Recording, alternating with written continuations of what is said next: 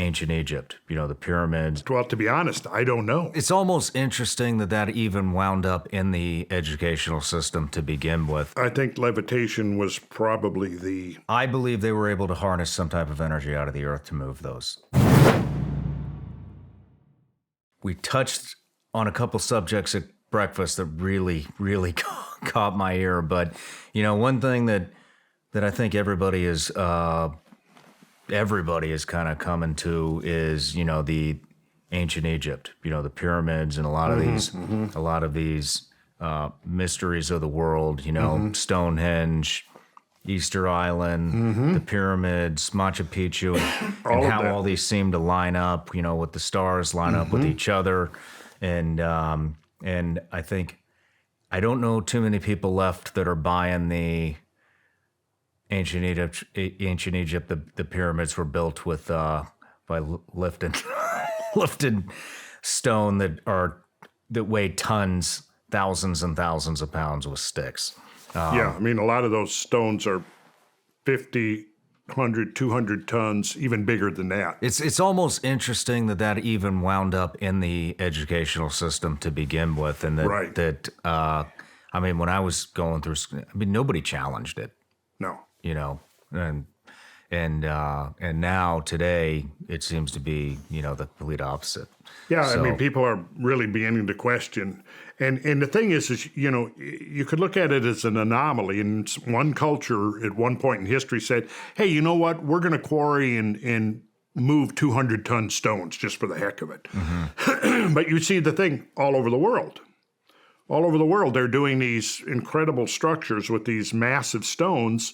And, as a builder, I have, had to move heavy weights sometimes. And, of course, we'll bring in cranes and things, which presumably they didn't have back then, or front end loaders, or, lift up a 1-ton beam. Do you have how do you think that was done?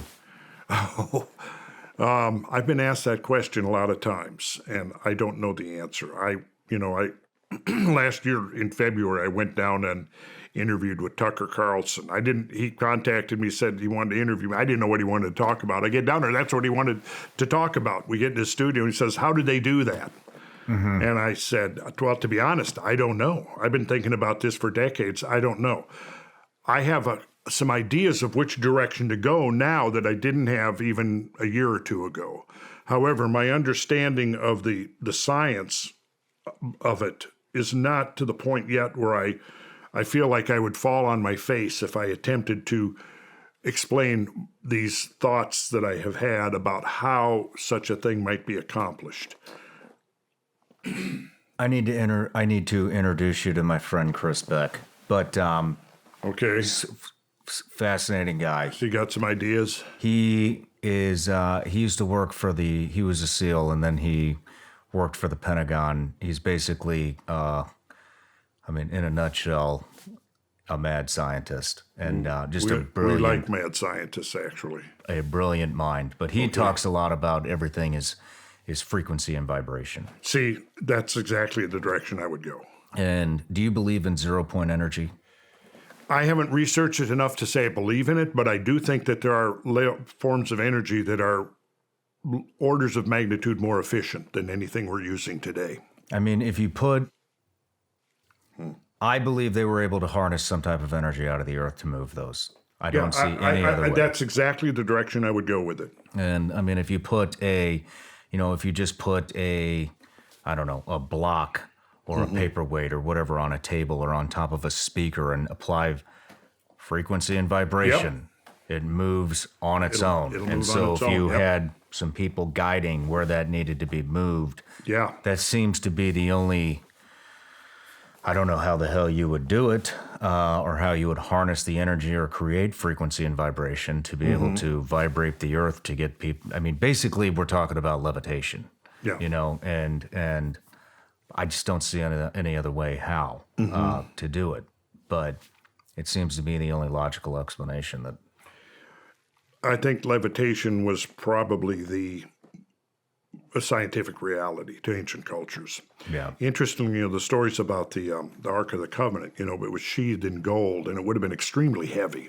Would have been very difficult for people to lift and move. And I've seen some calculations of how heavy the damn thing would have been.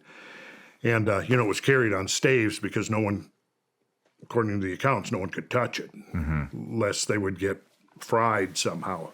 But I noticed, interestingly, that, the tribe that was the only tribe that was allowed of the 12 tribes to actually transport and move the Ark of the Covenant. Do you know which tribe that was? I do not. The Levites. The Levites. Levites. Levity. Levitation. Got it. Got it. And, having looked into some of these mystery religions like Kabbalah and stuff that say that there's hidden meanings to the words in the language, homonyms and synonyms and things that, that's the whole basis of the Kabbalistic system.